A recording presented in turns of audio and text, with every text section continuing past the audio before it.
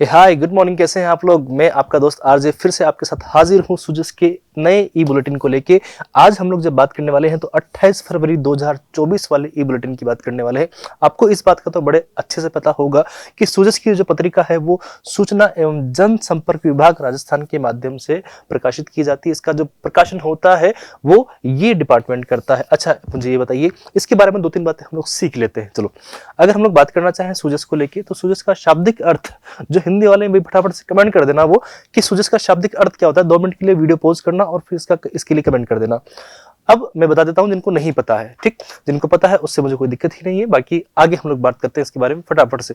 सुजस का जो शाब्दिक अर्थ होता है हिंदी में वो होता है बेटा त्याग, या फिर बलिदान भी हम लोग कह सकते हैं। और कुछ लोगों ने इसका जो एक अर्थ दिया है वो होता है बेटा क्या, शानदार। जो चीज अपने आप में शानदार होती है, मस्त होती है, जबरदस्त होती है, स्प्लेंडिड होती है, प्रीशियस होती है और जिसमें सैक्रिफाइस यानी कि बलिदान की भावना होती है, वो भी आपके पास में क्या होती है, सुजस होती है। तो इसलिए नाम बड़ा तगड़ा छाट के रखा है इन्होंने। अब हम लोग बात करना चाहें इसको लेके तो ये जो आपके पास में सूचना एवं जनसंपर्क विभाग है, इसको शॉर्ट में लोगों ने बोला है DIPR। ठीक है, मैं इसको एक काम करता हूं, अलग से लिख देता हूं ताकि आप लोग को पढ़ने में आसानी हो जाएगी थोड़ी सी। इसको बोला गया है DIPR, ठीक।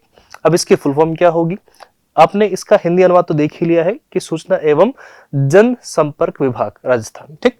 अब इसकी DIPR की फुल फॉर्म अगर हम लोग देखना चाहें तो DIPR की फुल फॉर्म होगी डिपार्टमेंट ऑफ इंफॉर्मेशन। बहुत सिंपल है, department of information and public relations, ठीक। तो आपको बड़ी आसानी से ध्यान रखना है कि यहां पर जो डी आ रहा है उससे क्या हो जाएगा, डिपार्टमेंट। आई आ रहा है उससे हो जाएगा बेटा इंफॉर्मेशन, पी आ रहा है उससे पब्लिक, और आर आ रहा है उससे रिलेशंस। तो बड़ा आसानी से आप लोग इसको ध्यान रख सकते हो, उसमें कोई दो राय नहीं है, आप लोग उसको आसानी से याद रह भी जाएगा, उसमें दिक्कत नहीं आएगी। चलिए आगे बढ़ते हैं हम लोग फटाफट से। अब हाँ, ये हमारे पास कुछ काम की चीजें कि 6204 मिनी आंगनबाड़ी केंद्र कर्मोन्नत होंगे। और कर्मोन्नत होंगे बनेंगे क्या भाई, हो क्या जाएगा इनके साथ में, तो आइए बात करें। कर्मोन्नत मुख्य केंद्र, उनको मुख्य केंद्र बना जाएगा। जो आपके पास में जो 6204 मिनी आंगनबाड़ी थी उनको चेंज करके, उनको कर्मोन्नत करके, उनको एक तरीके से प्रमोट करके क्या बना दिया जाएगा कि भैया उनको बना दिया जाएगा मुख्य केंद्र। अब वो मिनी आंगनबाड़ी नहीं होकर अब वो मुख्य आंगनबाड़ी हो जाएगी, यानी कि मेन हो जाएंगी। क्योंकि यहाँ पर जो मुख्य शब्द आपके पास में आया है उसका अर्थ ही अगर हम लोग इंग्लिश में देखना चाहें तो क्या होता है बेटा, मेन होता है, ठीक। उप मुख्यमंत्री दिया कुमारी जी। अब दिया कुमारी जी के बारे में हम लोगों ने कल बात करी थी, तो आपको पता है कि जो दिया कुमारी जी हैं इनको लेके हमने कल भी कुछ बात करी थी ना। दिया कुमारी जी को लेके थोड़ी सी बात हम लोग कर लेते हैं साथ के साथ ही। ये अभी फिलहाल के लिए अगर हम लोग बात करना चाहें दिया कुमारी जी को लेके तो ये प्रेमचंद बेरवा के साथ में राजस्थान की छठी उप मुख्यमंत्री है। छठी उप मुख्यमंत्री मतलब ये 6 नंबर पे आती है, यानी कि छठे नंबर पे ये आते हैं। और अभी ये किसके मंत्रिमंडल में है, अभी ये इनका जो मंत्रिमंडल है बेटा, अगर हम लोग इनके मंत्रिमंडल की बात करना चाहें तो ये भजनलाल शर्मा का जो मंत्रिमंडल है उसमें ये उप मुख्यमंत्री के रूप में कार्यरत है। यहां पर मैं इस बात को लिख देता हूं, ठीक। ये सांसद कहां से है, इसको लेके हम लोग अगर देखना चाहें कि ये सांसद कहां से है तो सांसद अगर इनके बारे में हम लोग बात करना चाहें तो ये राजसमंद से सांसद थी, ठीक है, राजसमंद से सांसद है। विधायक कहां से है ये, अगर इसके बारे में हम लोग पता करना चाहें तो बहुत आसानी से ध्यान रह जाएगा कि ये आपके पास में विद्याधर नगर से, विद्याधर नगर से ये क्या है, विधायक भी रही हैं, ठीक है। और अभी वहीं से ये अपने कार्यभार को संभाल रही हैं।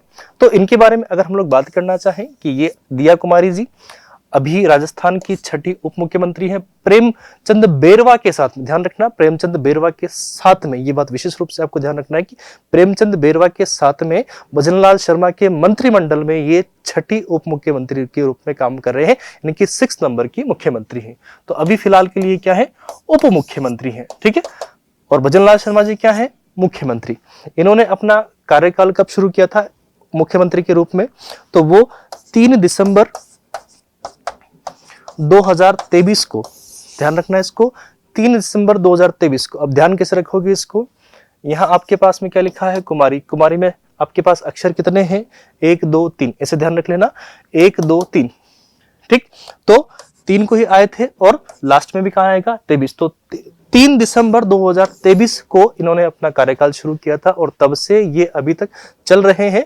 ये इनके मंत्रिमंडल में अभी फिलहाल के लिए हम लोग कह सकते हैं कि उप मुख्यमंत्री के रूप में कार्यरत हैं।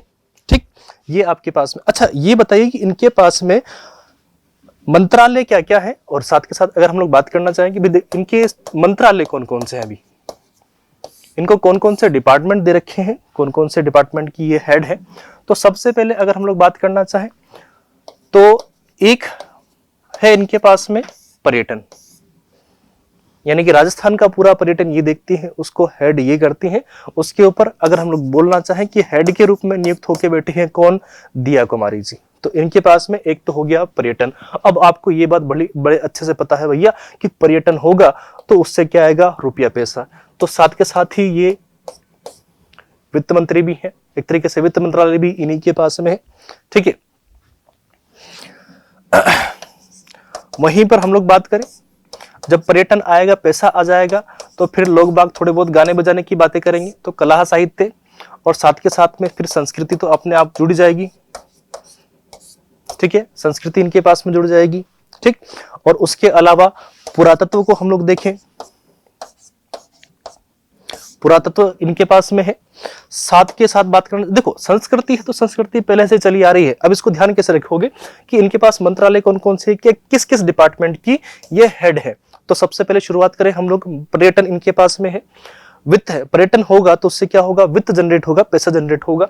उसके बाद में कला अपने आप जोर पकड़ेगी और संस्कृति भी अपने आप बनती जाएगी। अब संस्कृति एक दिन में तो बनती नहीं है, पहले से चली आ रही है। तो इसका मतलब इनके पास में अगर हम लोग बात करना चाहें तो पुरातत्व विभाग भी इनके पास में हो गया, साथ के साथ ही चलता रहेगा वो। ठीक, ये सारी की सारी बातें। और फिर उससे क्या होगा? महिला एवं बाल विकास विभाग,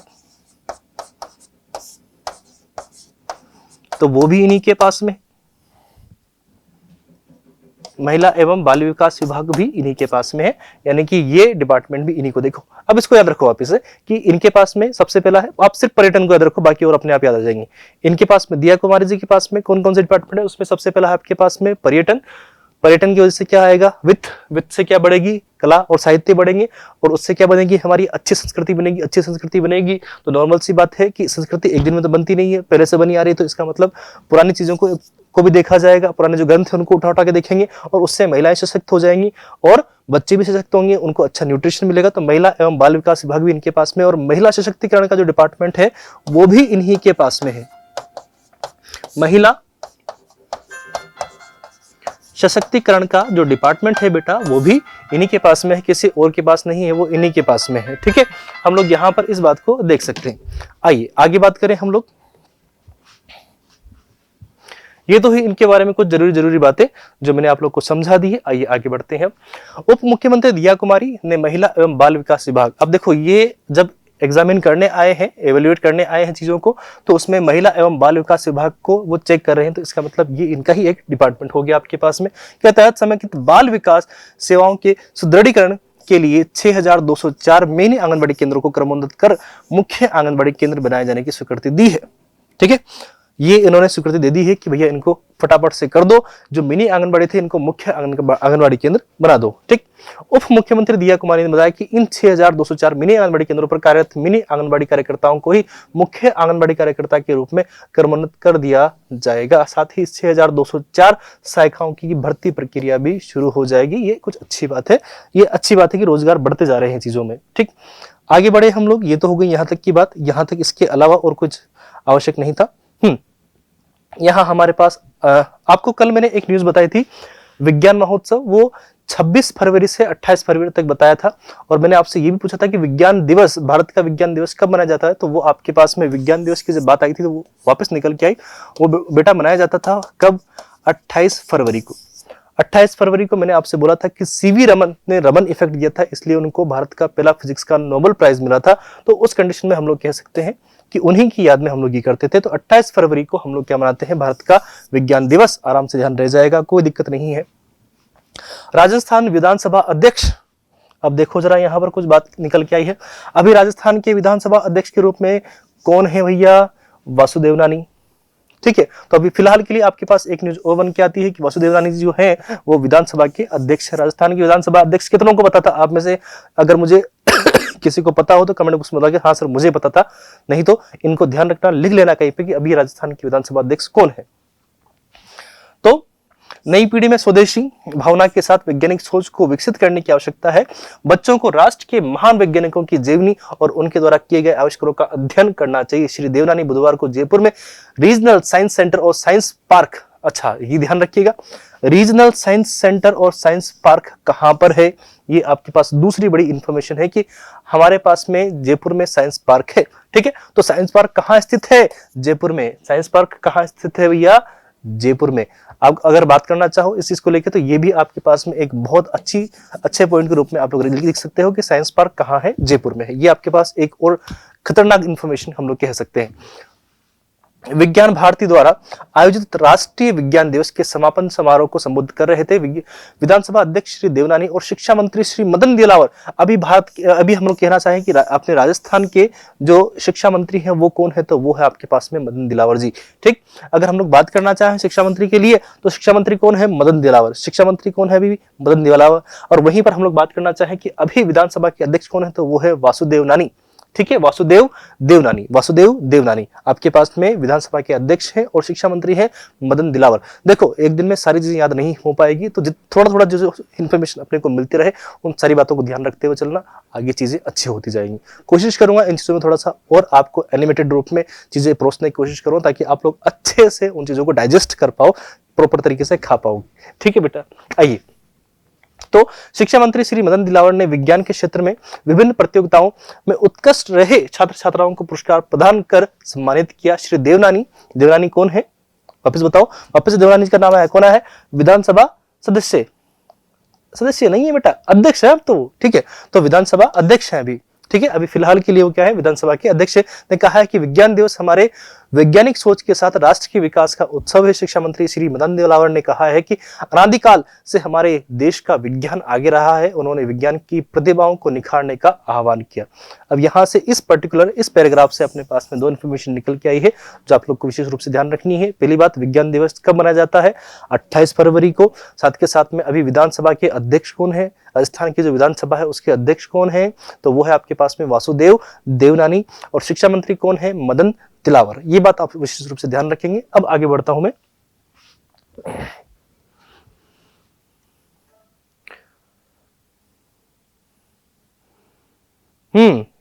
ये बहुत अच्छी बात है।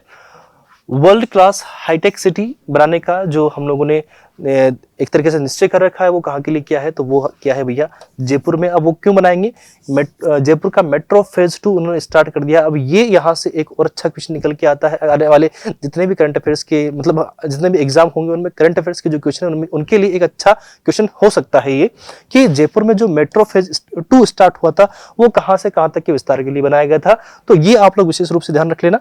तो वो अगर मैं आपसे बात करना चाहूँ तो यहाँ लिखा हुआ देखिएगा, ये सीतापुरा से अंबाबाड़ी और विद्याधर नगर तक विस्तार। ये विद्याधर नगर वही है जहां से दिया कुमारी अभी विधायक है। विद्याधर नगर कौन है, ये वही है जयपुर में जहां से दिया कुमारी जो 6ठी उप मुख्यमंत्री है राजस्थान की, और अभी फिलहाल के लिए वो विद्याधर नगर से ही विधायक के रूप में निर्वाचित होकर आई थी। ठीक, तो सीतापुरा से अंबाबाड़ी और विद्याधर नगर तक का विस्तार करने का जो हम लोग कह सकते हैं एक संकल्प इन्होंने ले रखा है। तो जयपुर मेट्रो फेज 2 में ये रखा गया है। तो इसको विशेष रूप से आप लोग ध्यान रखें, ये आपके कहीं ना कहीं काम आने वाली चीज है। ठीक, राज्यपाल श्री कलराज मिश्र ने राजभवन में आदिवासी क्षेत्र कुशलगढ़ में स्वरोजगार से आत्मनिर्भर बनी महिलाओं से मुलाकात की। राज्यपाल ने जनजातीय क्षेत्रों में महिला सशक्तिकरण, अच्छा ये बताओ महिला सशक्तिकरण अभी डिपार्टमेंट किसके पास है, वो भी दिया कुमारी के पास है। वापस याद करो, दिया कुमारी के पास में कौन कौन से हैं। एक तो पहला पर्यटन से क्या आएगा, वित्त आएगा, पैसा आएगा। कला साहित्य जन्म लेगा, संस्कृति भी अपने आप बनती जाएगी, पुरातत्व उनके पास में है, और महिला एवं बाल विकास विभाग उनके पास में है। और महिला सशक्तिकरण, जब महिलाओं की बात हो रही है तो दिया कुमारी जी उप मुख्यमंत्री है ही सही, तो ज्यादा क्यों सोचे हम लोग, ठीक है। तो महिला सशक्तिकरण उनके पास में एक और हो गया। ये भाई साहब हैं कलराज मिश्र, अगर हम लोग बात करना चाहे तो। अब इनके बारे में अगर हम लोग बात करना चाहें तो व्यक्तिगत रूप से ये राजस्थान के 33वें, कौन से नंबर के हैं, 33वें नंबर के, अगर हम लोग कह सकते हैं कि 33वें नंबर के ये आपके पास में अभी फिलहाल क्या है, ये गवर्नर है यानी कि राज्यपाल है यहाँ की। इससे पहले अगर हम लोग बात करना चाहें जो मुख्य है, सबकी बात नहीं करते हुए जो मुख्य है हम उनकी बात करें। आपको पता है कि सबसे पहले राज्यपाल पहले नहीं हुआ करता था, पहले जो पद हुआ करते थे वो होता था राज प्रमुख का, ठीक है। आपको अच्छे से पता है कि राज प्रमुख का होता था। हम लोग बात करना चाहें राज प्रमुख के बारे में तो प्रथम जो राज प्रमुख थे, प्रथम और अंतिम वही थे। तो राज प्रमुख की अगर हम लोग बात करना चाहें तो वो थे महाराजा